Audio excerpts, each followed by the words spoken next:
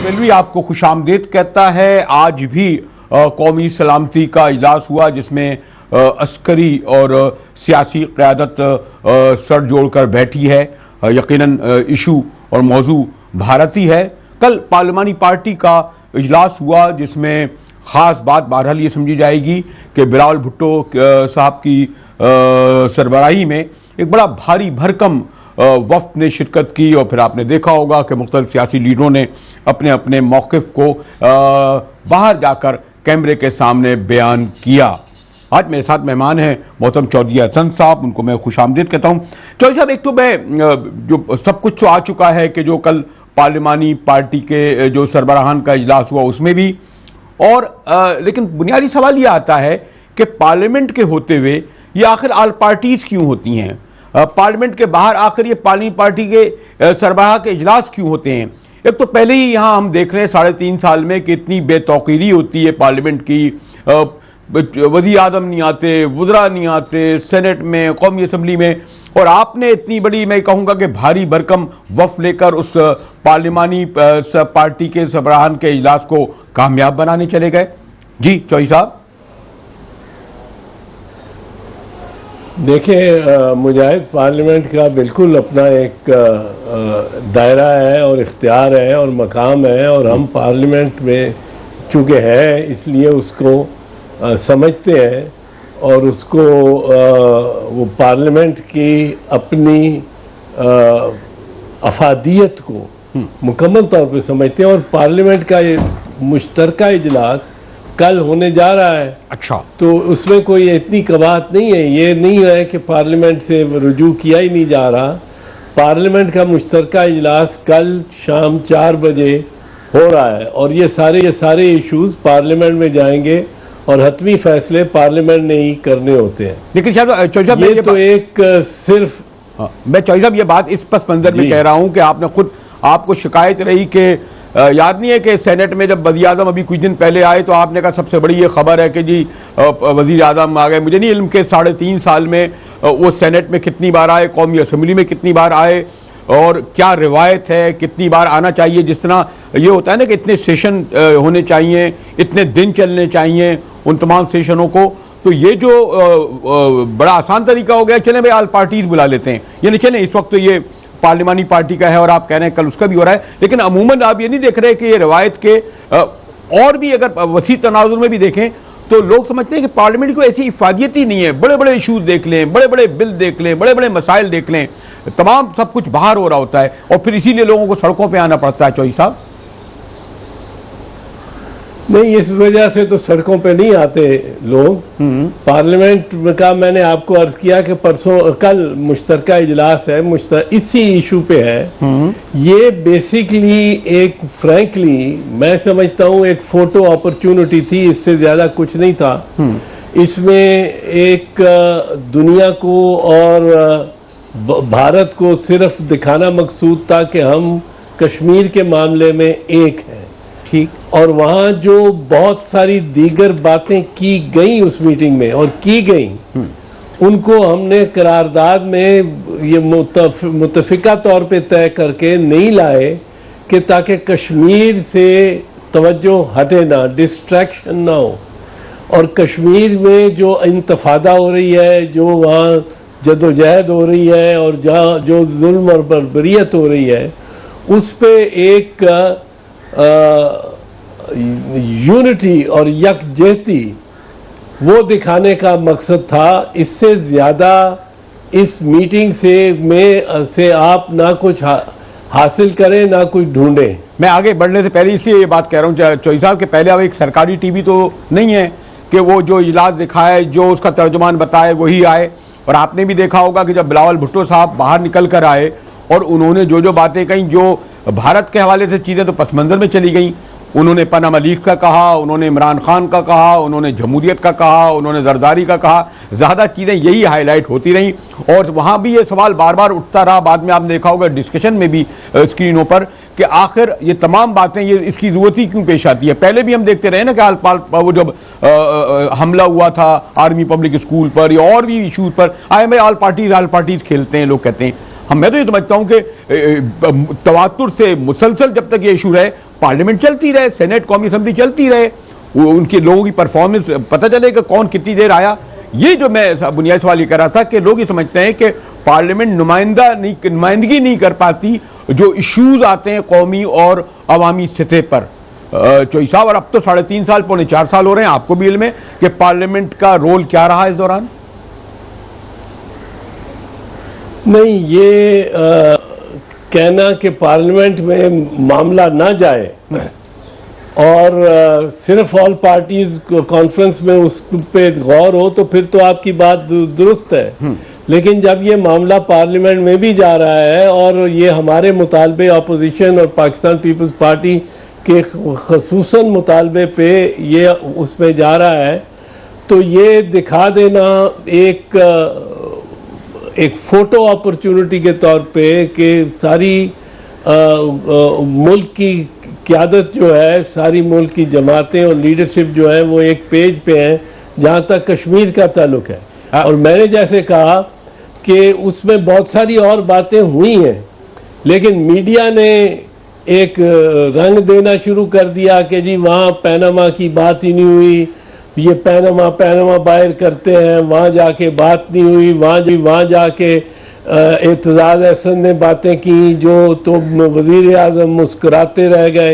ये खबर नहीं कहाँ से कोई चिड़िया आ जाती है या कोई भालू आ जाता है जो सुन के सारी बातें चला जाता है, हालांकि ऐसी बात नहीं हुई। और मीडिया ने जो तासुर कल दिया वो बिल्कुल गलत तासुर था, जिसके लिए ज़रूरी था कि ये बता दिया जाए बाहर निकल के कि बातें बहुत से मौज़ूआत पे हुई हैं, लेकिन करारदाद को हमने खुद bare minimum and focused, completely focused only on Kashmir रखा है। लेकिन चौधरी साहब, आपको भी इल्म है कि जो हालिया बरसों में, खैर आपके तो बड़े जितने मेरे ख्याल में नारे बिलावल ने लगाए कश्मीर में, कराची में, उसका जो यार है मोदी का, और हम अमलन देखते हैं कि एक तरफ तो आप इस सतह पर दुश्मनी कर रहे हैं, आप तो इंडियन फिल्में दिखाना ही बंद कर दिए हैं, दूसरी तरफ आपने अभी कुछ दिन पहले नहीं देखा था, बड़ा भारी भरकम वफ्त आया, वो 100 लोग जो है वो लाहौर एयरपोर्ट पे खड़े रहे, शालों के तबादले, मेहंदियों में शिरकत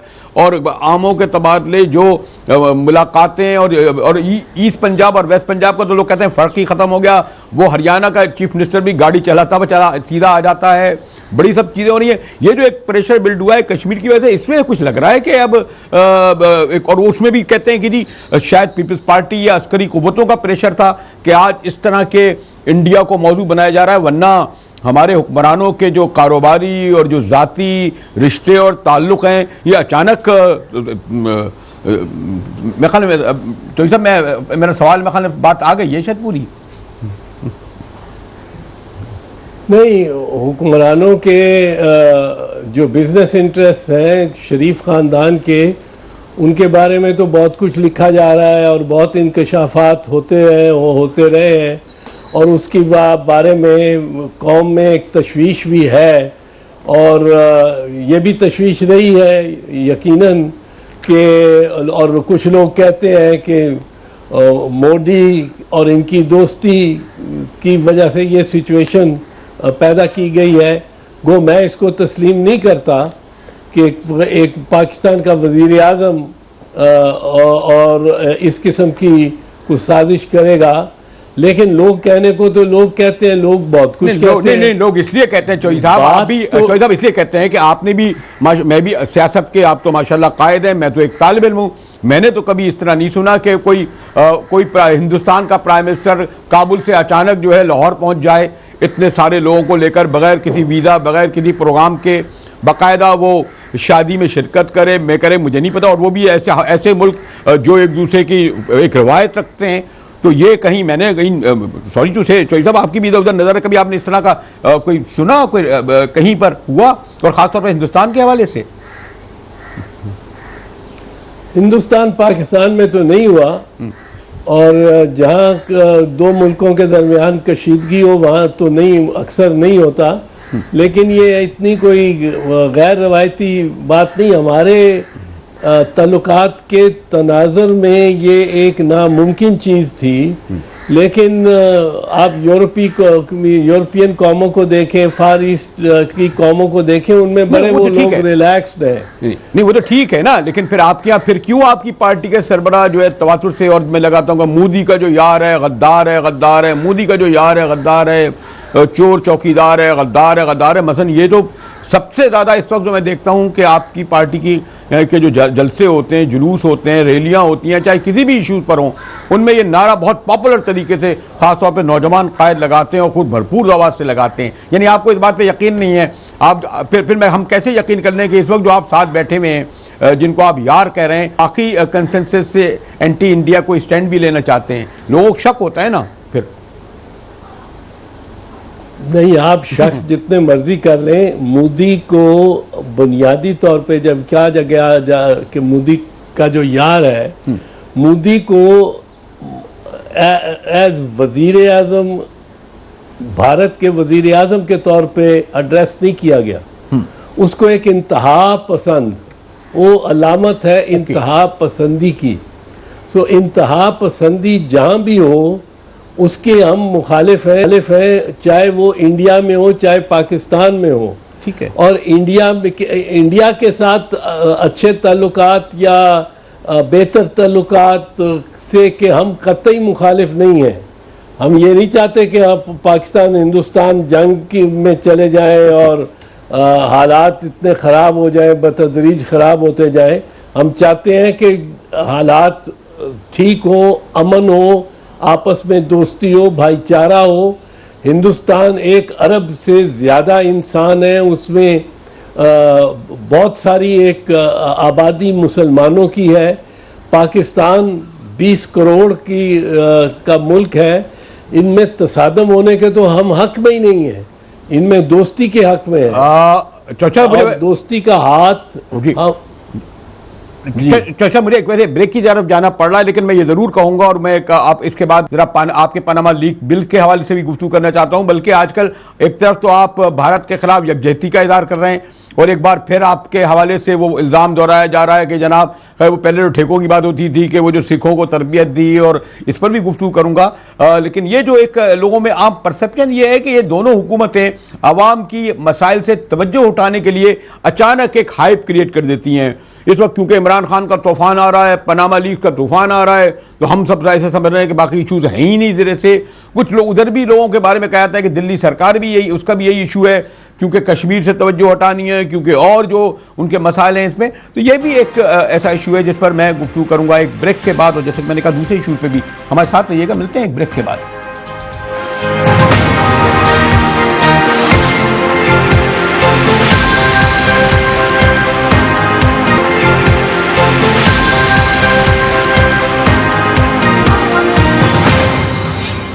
मुराद बल्कि एक बार फिर आपको खुशामदीद कहता है। ब्रेक से पहले अपने मेहमान मैं चौधरी अतर हसन साहब से ये पूछता था, जरा वक्त कम है, मैं क्विक इस बात पर पूछ लूँ, फिर मैं दूसरे इशूज़ के साथ क्यों सॉरी टू से ये मुझे सवाल तो करना पड़ रहा है जो मुझे कतई अच्छा नहीं लगता, लेकिन एक परसेप्शन बहुत ज़्यादा है आवाम में कि दोनों सरकारें आमतौर पर इस्लामाबाद और दिल्ली की ये इशू जो एकदम से जो कैफियत क्रिएट करती हैं, यकीन नहीं आता, जैसे आप कहते हैं मुमकिन भी नहीं नज़र आता।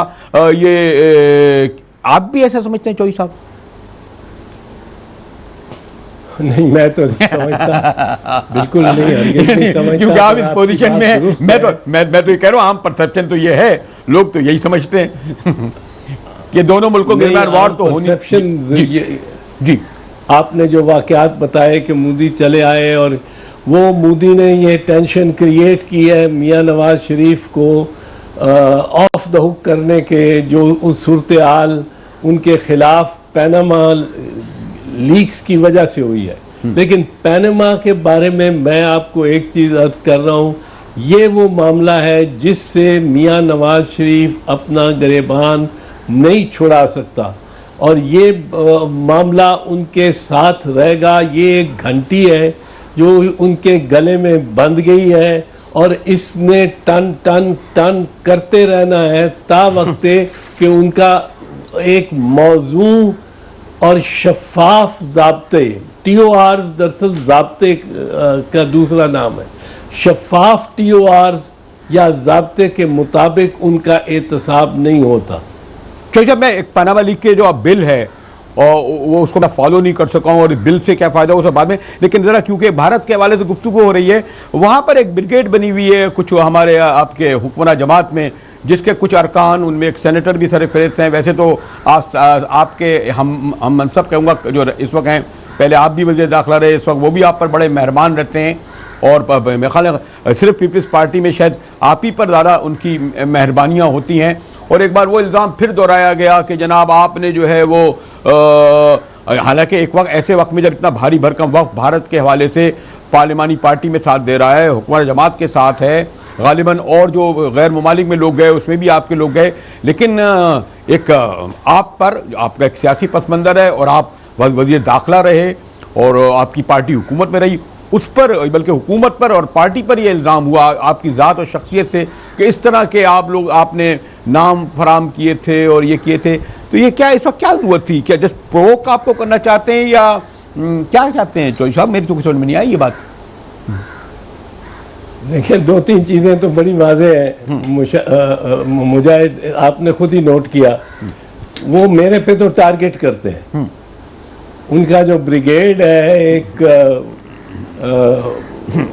जिसका काम ही है कि अटैक करना है, अटैक ब्रिगेड, वो मेरे पे तो टारगेट करते हैं। अच्छा। और मेरे से, और मैं उनका मुकाबला करता हूँ, मैं उनकी तनकीद करता हूँ। मैं मियां नवाज शरीफ का नकाद हूँ, बड़ा सख्त और हूँ और रहूँगा। और उनकी करप्शन के बारे में पैनामा पेपर्स पे तो मैं बिल्कुल बेबाकाना बात करता हूँ। और मैंने वो बिल बनाया है अपोजिशन का, जिसके तहत उनसे उनकी सफाई हो सकती है या नहीं हो सकती। ठीक। लेकिन ये बात अगर करें, मैं आपको बताऊं, अगर बात करें कि जनाब लाहौर के रॉयल पाम क्लब पे नाजायज़ कब्जा किया हुकूमत ने और वजीर ने, वो कहते थे कि आपने एलपीजी का कोटा लिया।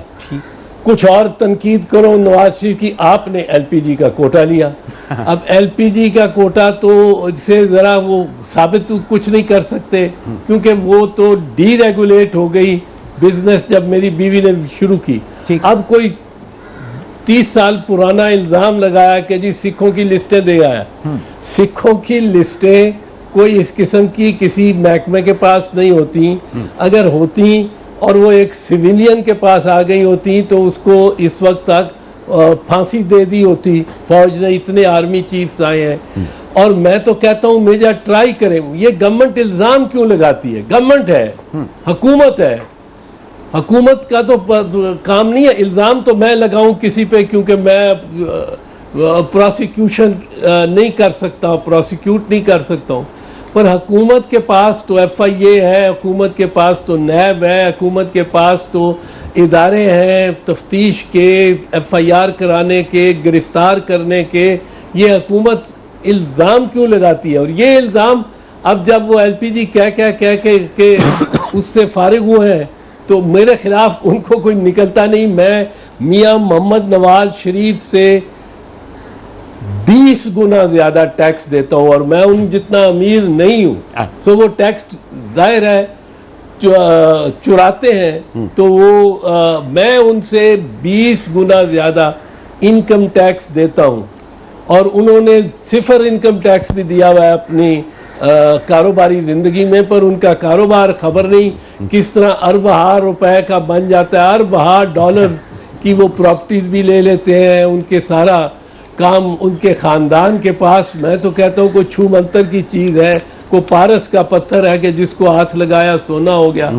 अब उनके जो कारोबारी तकाजे हैं वो मुतसादम है उनकी सरकारी और पाकिस्तान के जो वो नुमाइंदगी करते हैं जिस ओहदे पे बैठ के, उनमें कॉन्फ्लिक्ट है। और जब मैं ये कहता हूँ तो उधर से जवाब इल्जामात की बौछार हो जाती है और वो बुरा भला कहना शुरू कर देते हैं। मैं उसका कोई इलाज एक बात है चौधरी साहब, अगर मैं भी थोड़ा सा उसको फॉलो करता रहूं। वैसे एक बात है, ज़ियाउल-हक के दौर में बहरहाल एक चौधरी थे जिनके बारे में कहा जाता था कि वो फैसलाबाद जेल में वहाँ ट्रेनिंग दिया करते थे। एक गुजरात के चौधरी के हवाले ये तो था कि हम लोगों ने सिखों पे बड़ी मेहरबानी थी जनरल ज़ियाउल-हक साहब की, आपको इल्म है, दूर दूर से बुला के लाया जाता था वो मैं ख्याल इसमें तो नहीं कुछ गड़बड़ कर गए उन चौधरी की जगह आपको चौधरी, इनकी याददाश्त नहीं है, इनको इतना पता नहीं है, शायद इससे फायदा उठाते हो। नहीं, किसी की भी नहीं, किसी की भी नहीं। वो चौधरी तो जो अल्लाह को प्यारे हो गए थे, देखभाल करते थे, वो चौधरी ज़हूरुल्लाह थे, उनके बेटे शुजात हुसैन बहुत खिदमत करते रहे, बहुत खिदमत करते रहे, उन्होंने कभी इल्जाम नहीं लगाया। अच्छा, जो आजकल खालिस्तान की मूवमेंट चल रही है उसमें वो अमरजीत सिंह की चल रही है टेपें, उन्होंने कभी इल्जाम नहीं लगाया। ये एक मन घड़त इल्जाम था जिसके बारे में मैंने आर्मी चीफ्स और ISI के चीफ से बयानात भी लिए हुए हैं कि कोई ऐसी बात थी नहीं, पर बहरहाल ये निकाल लेते हैं जब फ्रस्ट्रेट होते हैं। क्या मेरे बारे में क्या कर निकालें? मैं 50 साल, तकरीबन 45 साल से टैक्स दे रहा हूँ और भरपूर टैक्स दे रहा हूँ, मेरे अकाउंट सारे देखे जाते हैं हर दफ़ा। इसमें मैंने जेलें भी काटी हैं, मैंने तहरीकें भी चलाई हैं, मैंने हर गवर्नमेंट को अपोज किया, ज़िया-उल हक की गवर्नमेंट को अपोज किया, मुशर्रफ की गवर्नमेंट को अपोज किया, मियां नवाज शरीफ की गवर्नमेंट को अपोज किया। ऐसी कोई बात होती तो मेरे पे मुकदमा तो चलाते, ज़रूर चलाते। जब अगर अब चले ये तो इसको मैं वो तो आप कहाँ तक करेंगे, आप सही कह रहे हैं। लेकिन जो अब ये जो पनामा लीक का बिल है, लोग यानी कुछ यकीन नहीं आता, मसलन ये पार्लियामेंट के जरिए आम तौर पर मियाँ साहब और उनकी जो करप्शन कह लें या दौलत कह लें या दीगर पार्टियों की कह लें या और अफराद का कह लें, मसलन नैब, उसका रोल भी हमारे सामने है। लेकिन ये जो आप अगर यानी इतना अर्सा तो गुजर गया, अब आपने एक मुत्तफ़क़ा बिल आया, मतलब बिल में क्या होगा, सेनेट में आप पास भी करा लेंगे क्योंकि आपकी अक्सरियत है, कौमी असम्बली में वो रिजेक्ट हो जाएगा क्योंकि उनकी अक्सरियत है। मतलब लेकिन अगर आप देखें कि पाकिस्तान में तो अब आप जितना भी शोर होगा करें, लोग समझते हैं करप्शन इशू ही नहीं है, यानी हुकूमतों ने करप्शन के अलावा कुछ करना ही नहीं है इसमें, यानी सॉरी टू से कोई पार्टी मुबर्रर नहीं है। आपकी जमात पर भी और उनके अफराद पर भी बड़े करप्शन के इल्जामात लगाए जाते रहे हैं, मुकदमे भी चलते रहे हैं, गिरफ्तारियां भी होती रही हैं। लेकिन मुझे कहा जा रहा है कि मैं एक ब्रेक के बाद आपसे इसका जरा जवाब ले लूं, जरा तफसील से हमारे साथ रहिएगा।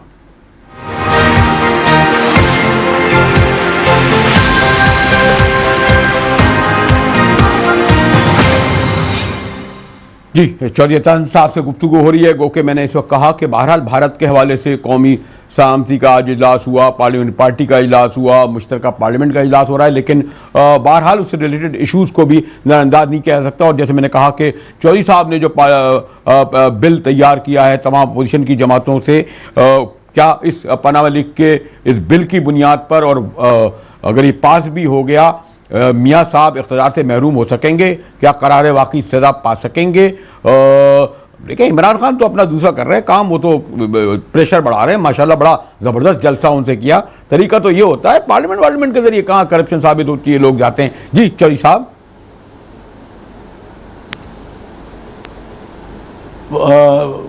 इस बिल पे मैं ये अर्ज कर दूं, ये बिल जो ज़ाब्ता तजवीज़ करता है, यानी TORs, जिसके माने हैं ज़ाब्ते के, जो ज़ाब्ते तजवीज़ करता है, अच्छा, वो वाहिद ज़ाब्ते हैं जिनके तहत इस किस्म के जुर्म की तफ्तीश हो सकती है। ओके, उसके अलावा नहीं। जो मौजूदा 1956 एक्ट है, जिसमें गवर्नमेंट थोड़ी सी तरमीम करके और कहती है कि इसके तहत हर किस्म के जुर्म को की तफ्तीश और तहकीक कर लो, और लाखों मुकदमात इस कमीशन के सामने ले आओ ताकि इतनी धूल उड़े के बीच में मियां नवाज शरीफ की कारस्तानियाँ जो है और करप्शन जो है वो बीच में वो नज़र ही ना आए। ठीक, हमारा बिल फोकस्ड बिल है और ये कानूनी तकाज़ों, आईनी तकाज़ों को पूरा करता है।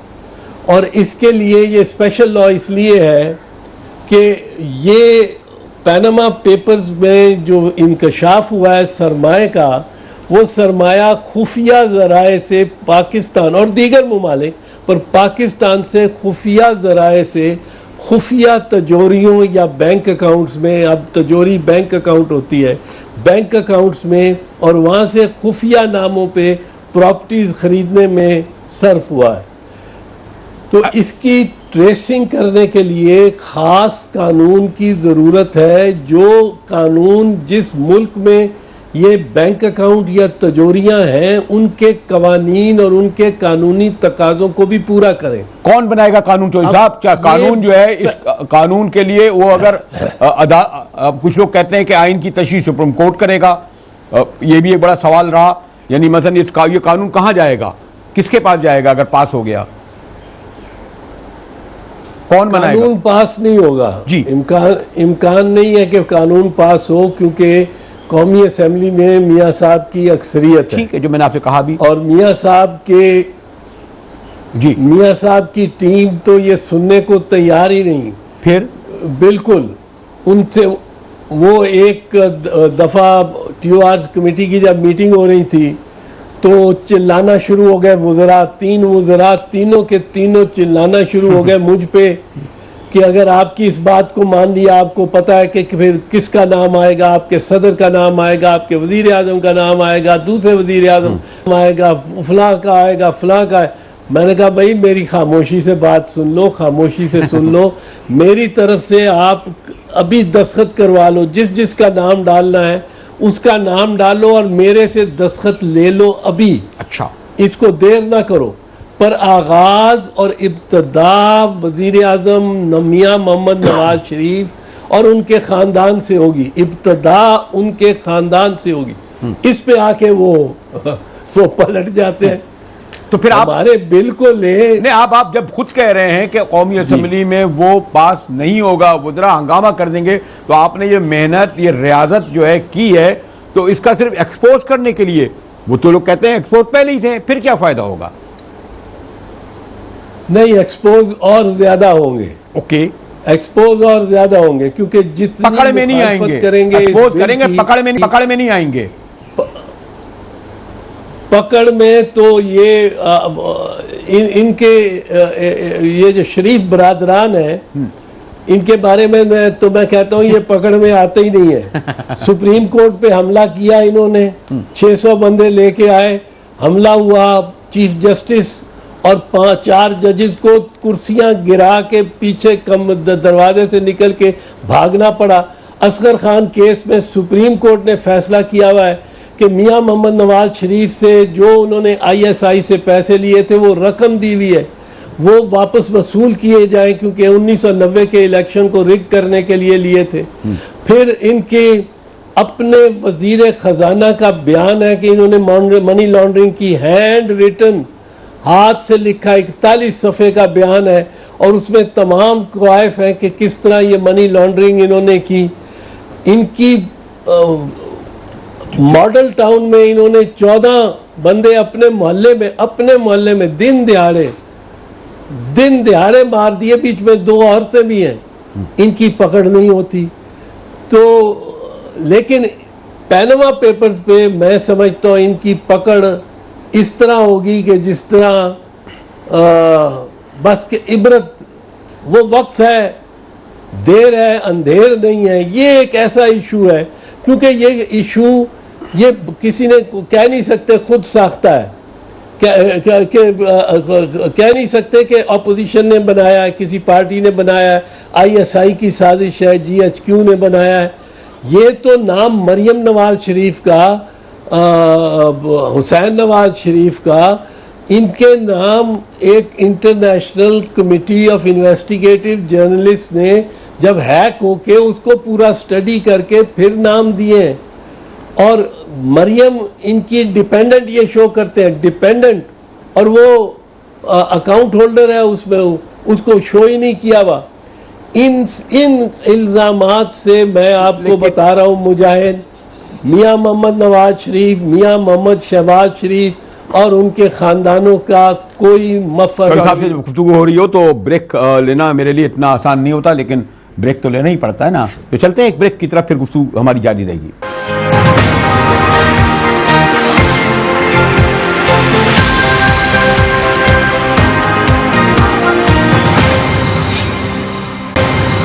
मुझे लाइफ में एक बार फिर आपको खुशामदीद। और मैं आपसे कह रहा था ना कि चौधरी साहब से गुफ्तगू में जहां तसलसल टूटा है उसको उसी तरह जोड़ना तो मुश्किल है, लेकिन जी चौधरी साहब आप भी माशाल्लाह स्ट्रीट के आदमी हैं, आपने भी सियासी जद्दोजहद की है, थाना कचहरियाँ सड़कों की, इस तरह वो शायद मुस्लिम लीग ने नहीं की हो।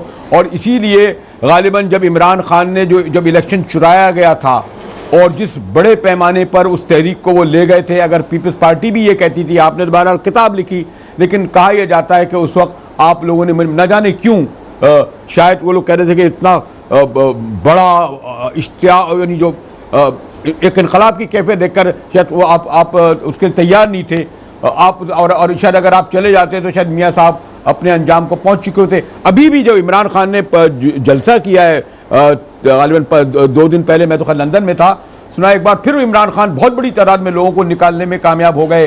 तो यही समझा जाता है कि ये जो पार्लियामेंट और तकरीरें और बयाने और टेलीविजन टॉक शो, असल रास्ता तो वो है जिसे आप सोलो फ्लाइट कहते हैं, इसको क्यों नहीं इख्तियार करते चौधरी साहब?